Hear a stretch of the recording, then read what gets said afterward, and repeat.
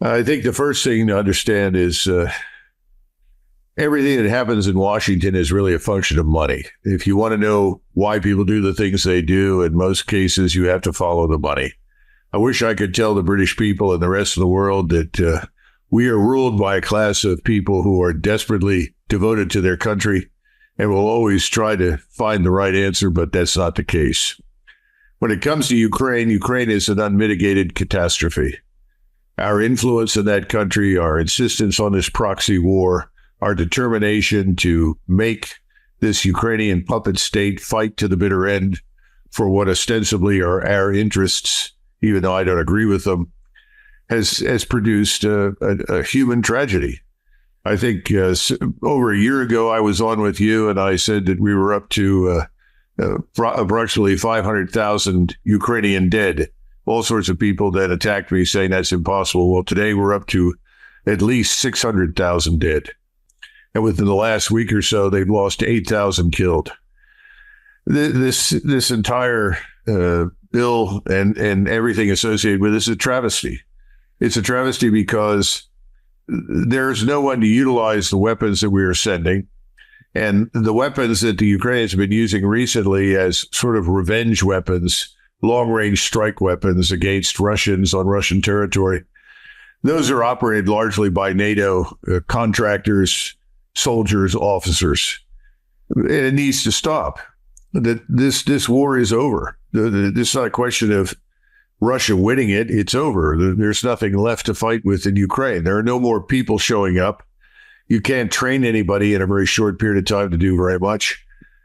And so the humane thing to do in Washington and London is to say, stop. Let's sit down, and we have to accept the fact that this is lost and find out what the Russians want and move forward from that point. But nobody wants to do that. The ruling class doesn't want to admit that it's been wrong. And Washington simply has a laundering machine when it comes to money. They constantly spend on defense, but much of that money goes into the pockets of contractors, and these are the big donors and the corporations. It finds its way into political action committees for people's reelection campaigns. It's not just defense. It applies to the pharmaceutical industry. It applies to foreign lobbies, any number of different things. The whole machinery of government right now is mired in this swamp of corruption. Now, people will say, well, have they broken laws? Well, you can legalize corruption, and that's what we've done. So I would call it a form of legalized corruption. Now, how do you fix something like that? Well, barring anything short of a Cromwellian revolution, you can't. And that's the difficulty right now. People expect whoever wins in the next election, assuming we have an election in November, is supposed to rescue us. Well, I don't think it's going to happen because they have to deal with the Congress, with the Senate and the House. And this is not a new development, by the way. It's probably the worst that it's ever been, but there was a time in the late 1800s, turn of the century, when the railroads controlled the votes in Congress. And people that owned mining interests and so forth. Then later on, we had Standard Oil, the largest corporation in the human history. But we then turned and we broke these things up. That's what Teddy Roosevelt did. And breaking up those monopolies and forcing people into a different setting did have a positive impact on us. We need something like that again. But at the moment, I think the Hill, that is the Congress, the Senate and the House, are far stronger in the bureaucracy that supports them than any president who comes into office. So I don't know how we fix any of those things. So that's the first thing that I think we need to keep in mind. And your second question was, Ukraine and Israel have hurt the American brand. Well, I think our brand is probably worse off than it's ever been in our history. You know, one of the things I've told people repeatedly, if you want to find a Muslim country where we're popular, it's because there are no Americans in it. No American military presence or anything else. In fact, I would not say that exclusively about a Muslim country. It's in about any country. Now, we are not very popular right now because we've supported this disastrous war in Ukraine. The truth about the war is out there. It may not have reached everybody in the West and in the United States, but I think it has reached the rest of the world. The problem in Israel is very straightforward. people like me, I've supported Israel frankly, all of my life. But I can't support the current policy in Gaza. And unfortunately, the Israel lobby, which is a very powerful entity with a lot of money, it is not, strictly speaking, a foreign lobby because the people contributing to it are in the United States. And that very powerful lobby can make or break people on the Hill and candidates and politicians. And so now we're in this unfortunate situation where if you object to the policy of mass expulsion and potentially mass murder, which I think is happening, then you're an anti-Semite. Well, that's a quick turnaround, especially for millions of people like me who have always supported the Israeli state, simply because we viewed it as this amazing concentration of talent and human capital that could play a very positive role, not just in the Middle East, but in the world. And I think after the 73 war, with the resolution of that war with Egypt, a lot of us thought this is a wonderful development. We're going to eventually reach a point where people will view Israel as a conduit for economic prosperity and communication with the rest of the world. I think that was beginning to happen. All of that's now destroyed. I don't know how you get it back if you ever do. And so this is the struggle that we have. And again, this is part of our problem as this sort of declining hegemon. We are responsible for our own decline. It's not because somebody defeated us in a war and drove us into ruin. It's because we've overextended ourselves. We've meddled everywhere. And there's been no strategy. There's still no strategy in the United States. If you ask somebody, what are your national interests? You're going to get 100 different answers. Most of them are wrong. Our interests are actually quite simple. And if you go back far enough in our history, our preeminent goal was to do business with everyone. We weren't in the business of sanctioning people here or there. Somebody was reminding me the other day that the Tsar of Russia, Alexander II, had a very important role to play in the American Civil War because the British and the French fleets presented a danger to us. So he told President Lincoln, would it be all right if I simply parked the Russian fleet in American ports during the winter, since they had very few ice-free ports? And Lincoln, of course, was very grateful because once the Russian fleet was there, we knew the British and the French weren't going to interfere with us. You had something similar with the Germans. Bismarck was probably the greatest single admirer of Lincoln, and he allowed hundreds of thousands of young Germans to enlist in the U.S. Army for the purpose of going to America, serving honorably for the duration of the war, and becoming American citizens. A lot of Germans didn't like that, said, you're letting too much German capital leave. And he said, well, that may be true, but I support the cause. So here you have an example of Germans and Russians who were absolutely essential to our development as a great power. We've thrown all of that away. I don't think anyone would want to help us do much of anything. But at the same time, we are hostage to the interests of smaller countries. We're hostage to Israel's interests. We're hostage to Polish interests. Just go down the list. Any nation in the world that has become a quote unquote ally. That's something we never wanted. We wanted to be a partner, potentially. We wanted to be a business partner. We wanted to help and assist, but we did not want to become hostage to someone else's interests and behavior. But that's where we are right now. And as a result, we are now this broken, financially ruined hegemon. Well, where are we going to go from here? Well, eventually it's going to end. We're going to have to pull out, retrench. We're going to be in the same position the British Empire was after the Second World War. It's only a matter of time. A lot of Americans sense that. I personally welcome that. I think we need to get out of other people's business. But that's not popular in Washington because the so-called empire that we refer to in those terms is big business.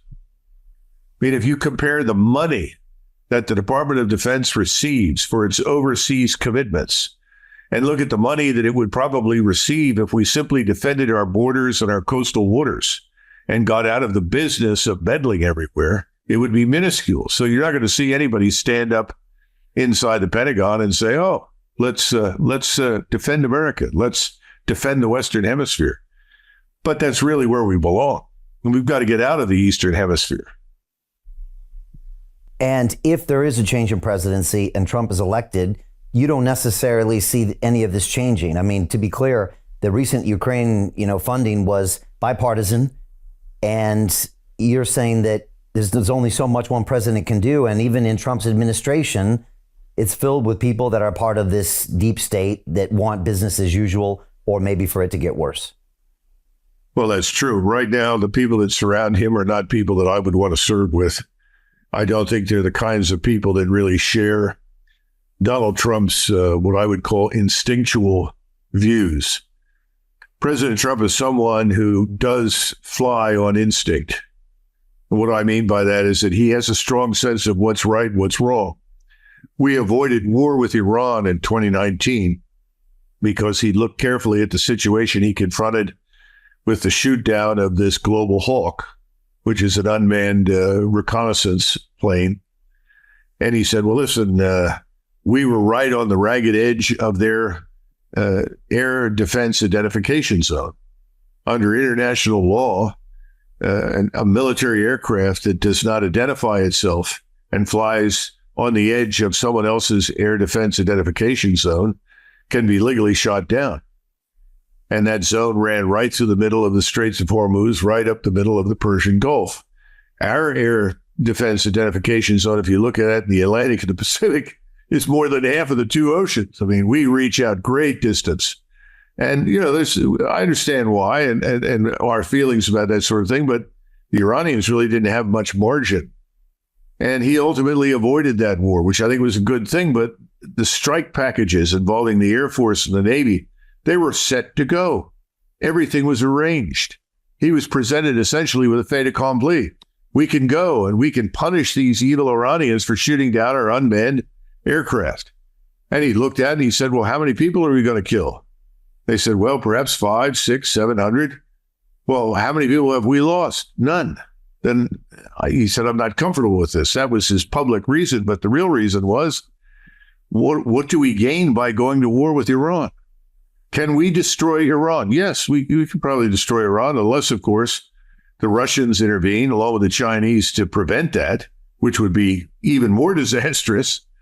But yeah, we probably could. But how does that help us? You destroy this major power of 89 million? And what kind of flood of refugees heads north to Europe at this point? Because they're certainly not going to head into the open deserts of the Middle East. There's nothing there. So he thought this through. He said, no, this is a bad thing. So he has good instincts on things. The problem is that he surrounds himself with people that appear to be supporters, and they're not. And it's too late once they're in the jobs. And at that point in time, there were people, I think it was Pompeo in the State Department, Bolton as the National Security Advisor, General McKenzie in the U.S. Central Command. These people were all, hell-bent to go to war. And of course, it's not their decision. It's really a congressional decision, but we've long since abandoned that formality. So things rest with the president. So in that sense, I think we're fortunate that Donald Trump acted the way he did. Now, what can he do about what's happening now? Well, he signed on for this terrible Ukrainian bill that sends $61 billion more over there that'll end up in foreign bank accounts subsidizing Zelensky and his crooked crew. How much of it will do anything for Ukraine is beyond, my understanding. I don't think it'll do much of anything. And at the same time, we're pouring more salt into the old wound that we've inflicted on the Russians, treating them like the enemy when, quite frankly, that's not a necessity under any circumstances. So how badly have we poisoned the well with Russia? I think probably for at least a decade or more. That's not a good thing. That's not in the interest of stability and world peace. And we just had Blinken, who flew to Beijing. And at the same time, we're voting for money to go to Taiwan.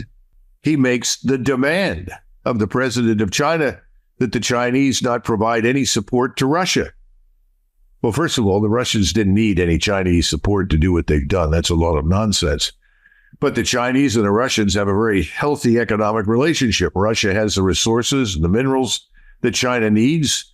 China can rapidly produce the goods that Russia needs. In other words, it's a healthy and positive exchange between two parts of the world that historically didn't get along very well. But to go there and at the same time you're arguing for money to build up a potential adversary on Taiwan that we want to cultivate and develop, and ask the Chinese to stop overproducing, stop helping Russia. And I'm sure Yellen was probably there saying, please don't dump our treasuries. If they dump these long-term treasuries that are all worth almost nothing now, that could bring us down financially. It doesn't make any sense, does it? I mean, this is just insane. There is no coherent strategy, and there is no sense of mutual respect. We don't seem to respect the interests of anyone but ourselves. And if you disagree with us, well, then you deserve to, you sit in the closet over here with all the other evil authoritarians the world has ever known. It's nonsensical. It's got to end. But I think it's only bankruptcy that will end it now. And just focusing in on Trump, how do you think his election is going? Will this trial he's in right now have any long-term consequences? And if he is elected and he asks you to come and help, would you ultimately? Well, first of all, when any president asks you to serve in any position, it's an honor and a privilege. At least that's what I think. So I would take that very seriously. Donald Trump supported Speaker Johnson on this, which I think was a very serious mistake. People on the Hill finally developed some measure of courage for a change and said, this has got to end in Ukraine. It's over. We failed. And prolonging this agony kills more Ukrainians, but changes nothing. And ultimately, Johnson sided with Schumer and McConnell and the usual war party and the foreign interests and decided to go ahead and support the bill. Unfortunately, Donald Trump signed on for it. I think it was a very serious mistake. He threw his principles overboard and he threw a lot of his supporters under the bus. Now, he takes the view that it doesn't matter what he does, that people are going to vote for him because they like him and they believe in him and he represents them. I wouldn't sign on for that. I think people are actually paying attention to what people do right now. I think that's also true for Bobby Kennedy. Bobby Kennedy shares a lot of the same views as Donald Trump. Both of them, I think, have to sit back and carefully re-examine what it is that they stand for and then stand by those things for a change. There's too much readiness to do something you don't really believe in and don't agree with because, well, I'm trying to get elected. I have to satisfy this or that lobby. I need money. Without money, I can't win. It's a catastrophe. And I think both of them are decent human beings. Don't get me wrong. But I think they both need to confront that. And I think if they do, then we have a better shot. Now, who shows up on the other side? I'm still unconvinced that President Biden will be the man that runs the game. I mean, I don't think he's in very good physical shape. I think it's unrealistic to put an 80-year-old man into that job in any case. I mean, we might as well, reelect Emperor Franz Joseph, of Austria-Hungary, who dragged Austria sadly into a war that he didn't really understand and then tried desperately to stop it. That's not what we need in the future. So I don't know who shows up. So it'll be somebody else. But why would anybody trust anybody? That's the first question. Remember that when Donald Trump ran, at every rally, and I remember this vividly in 2016 watching, people would chant collectively, build the wall, build the wall, build the wall. In other words, close the border, get control of immigration, stop what's happening. As soon as he was elected, what did he do? He went after Obamacare. What? What happened to the border? People remember that. And that can't happen again. The second, you cannot say one thing and then do another. And people remember that. So I think he's got to carefully consider what he says and what he does. And as we stay stateside, over here in the UK, we look at all these protests happening on college campuses at Columbia, Austin, I think down in North Carolina as well. They seem to be becoming a really big deal there. They're canceling graduations.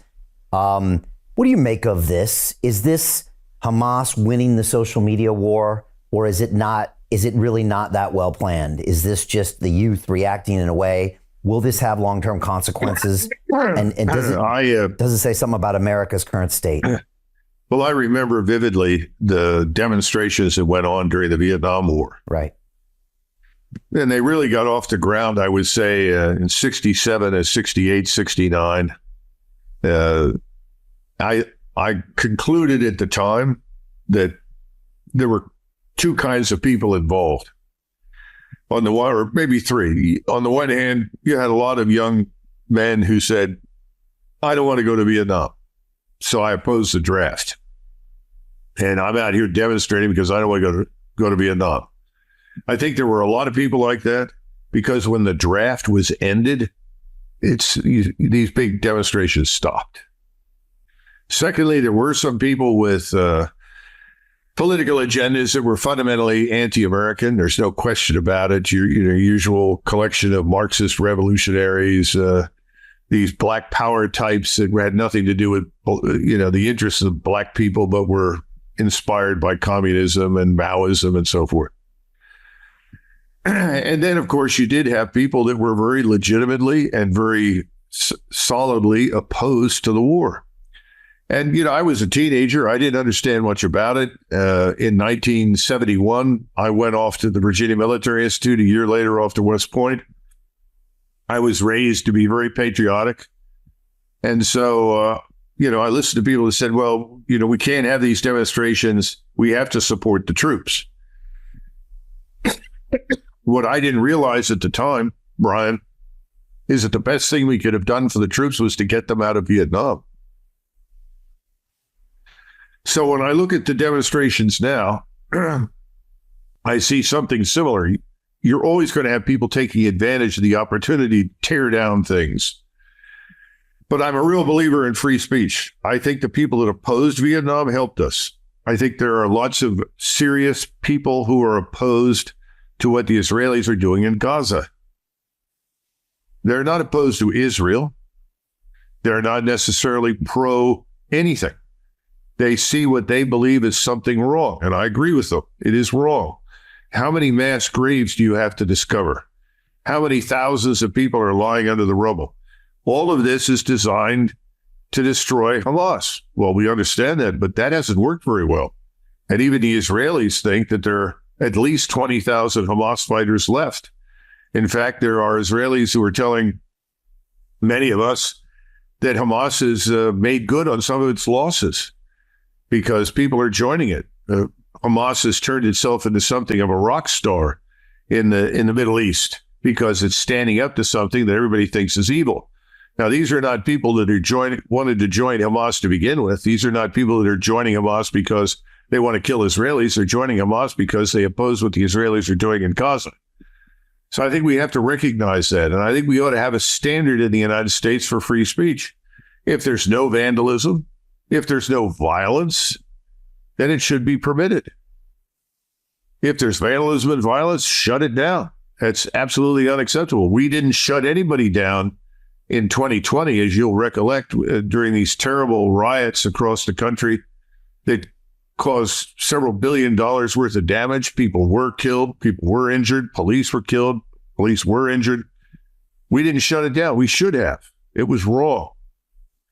So you can't have double standards. You can't say this is good, this is bad, because you like one cause and dislike another. And as I said, after having watched the Vietnam disaster unfold and learned more about it, I wish I had understood more of what was happening in the 60s than I did. But I didn't. But now I have a different view of demonstrations. I think they can be positive. They don't have to be negative. But I haven't participated in any lately. Neither am I likely to ever do so. And I can't comment on what people claim is or is not true about them. So my standard is no violence, no vandalism, knock yourselves out. Yeah. Ultimately, free speech must prevail. It always must prevail. And that's something we always need to fight for. Our mutual friend, Cy Hirsch, just penned an article on his Substack where he talked about a comparison of Vietnam and what's happening right now in Israel and Gaza. And he was talking about this phenomenon that seems to happen to leaders like Lyndon Johnson and Netanyahu when they're trying to preserve their own power. And what seem like could be reasonable men will not hesitate to sacrifice lives to hold on to that power. And It happened in Vietnam, knowing that countless people were being killed in the South and the North and neighboring countries. And it's happening probably right now in Gaza. And yet these leaders will go to no end to preserve that power. And I think that's what we're seeing right now, as even surprising to me, Israel is now, shutting off the Rafah closing and considering going in there, when most of the international community is saying, please stop, including Trump is saying they need to wrap it up. What are your thoughts on that when you look at Bibi?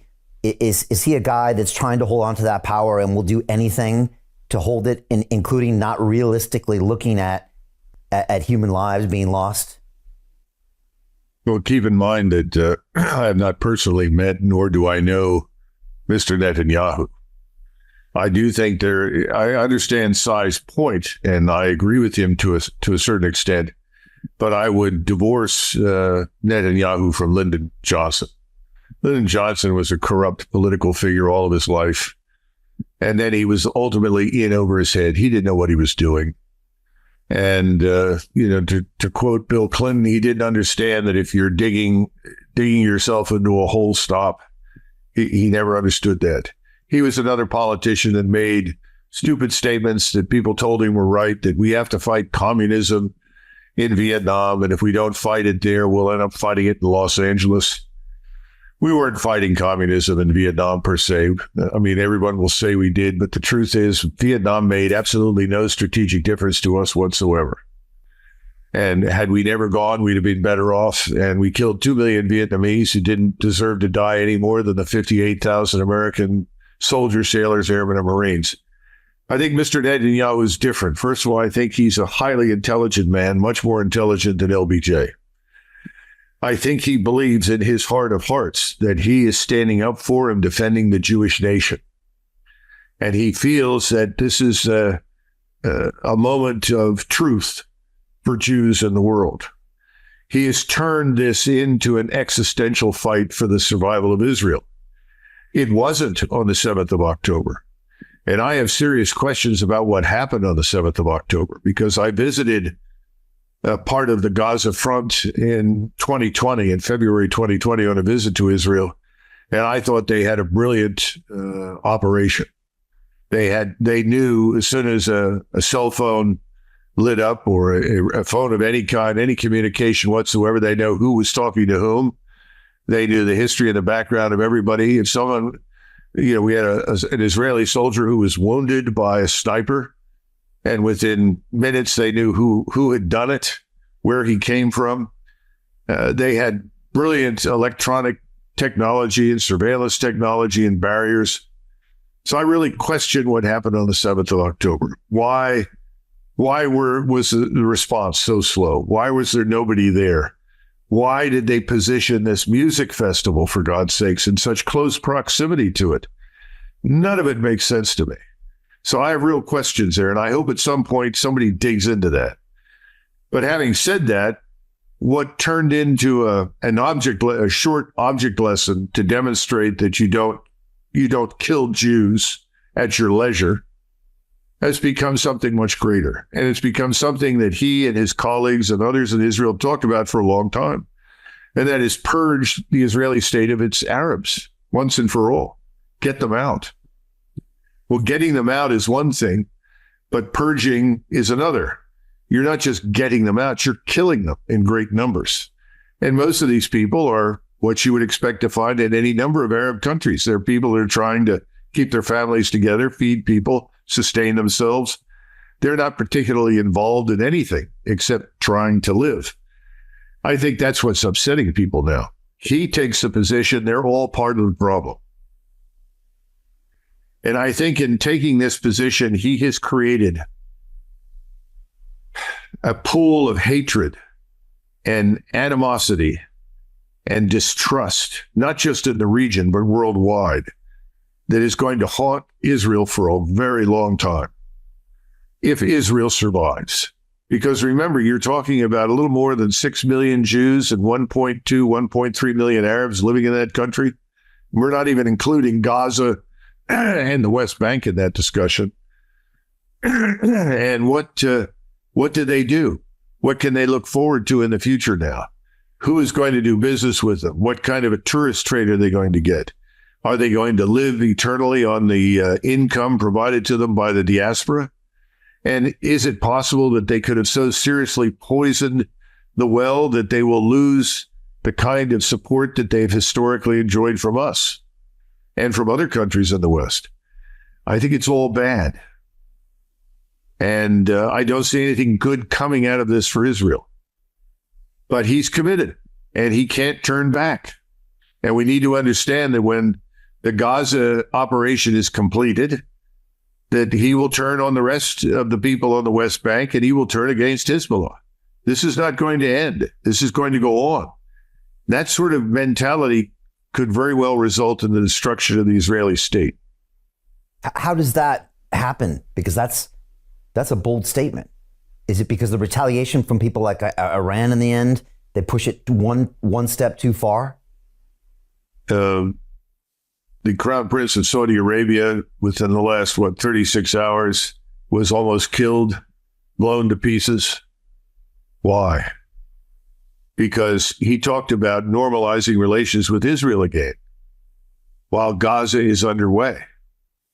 The ruling elites in the region are, in the words that you will find in the Quran, fat and corrupt. The population knows it. King Abdullah in Jordan aligned his forces with the United States, Great Britain, and Israel to protect the Israelis against this sort of bizarre attack from Iran. He didn't need to do that. He could have simply declared his neutrality. He, too, is now a very serious target for removal. General Sisi is in a difficult position. The Israelis have now moved into Rafah. They've taken control of what we call the Philadelphia corridor. The Egyptians have treated that as a potential act of war in the past. His population is watching him and wondering, when are you going to act? What are you going to do? It's bad enough that you're tolerating the mass murder of our brothers in Gaza. Now what? I think the whole region is going to turn over in terms of its leadership and its elites. Then you have Mr. Erdogan, who had very bad election results quite recently. Why? Well, people said, well, the economy isn't good enough. The Turks are furious. They're ferociously angry at the Israelis for what they are doing. If it were up to a referendum, the Turks would vote themselves into war. Erdogan has now had to essentially suspend all trade with Israel, stop everything. Until he did that, he was selling the Israelis oil and gas, lots of food and other products that they really need. That's over. He can't do that. He's in the same position as the rest of them. And then, of course, is Iran. Iran doesn't want a full-fledged war because it assumes that we will inevitably be drawn into it and they will be destroyed. But they do have options now. And that option includes Russia. It also includes China as a backup. The Chinese are very dependent upon the Strait of Hormuz. They're dependent upon the oil and gas that comes out of the Persian Gulf. They're not the only ones, so do the Japanese and the Koreans. But the Chinese have made it very clear they're not going to stand by and allow this to go sideways. They are going to step in. They will support Iran. This sets us up for a very difficult position, but it really sets up Israel for destruction. And eventually the Turks will come out of hiding. The Turks are the leading power in the region and have been for hundreds of years. Remember, initially it was Persia, but then the Persian Empire was driven out. And then you had the caliphates that emerged. And finally you had the Turks, the Seljuk Turks, then the Ottoman Turks.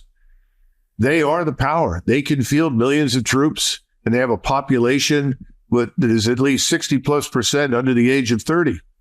And they are furious, and they want to fight. I think this is very bad for Israel. I see nothing good coming of it. So my point is that he's on a track from which he cannot retreat. That much is true. He's very much like LBJ. He's made a lot of statements, a lot of promises, but there's something else going on here. He has the support of 85% of the population. When I say he does, his policy is supported. They may not like Netanyahu, but they certainly support the policy. That wasn't true for LBJ. By the time Tet happened, people said, this is ridiculous, because in the year before Tet, You had General Westmoreland, much like a lot of our generals did in Iraq and Afghanistan, run all over the country and tell everybody, oh, we have turned the corner. We are winning in Vietnam. I'm very optimistic. Oh, Tet. So I think, he's in a different position from the Americans. The Americans at the time had already decided we've had enough. That's why LBJ didn't run again. That's not true in Israel yet. They have not had enough yet because they have been attacking people that, quite frankly, don't have much to defend themselves. It's the same thing that we did in Iraq and Syria. We've attacked at Afghanistan. We attacked people with no air defenses, no armies, no air forces. What could they do to us? Almost nothing. Well, Israel is about to cross that Rubicon, I'm afraid, and end up in a war with more nation states, more people than they ever had before. And that's what worries me most, because I don't think Israel should be sacrificed for this policy. And that's what I fear Mr. Netanyahu is doing unwittingly. And you've been talking about the Turks, ever since this invasion happened. You're one of the few people that is constantly warning us that they are there and waiting.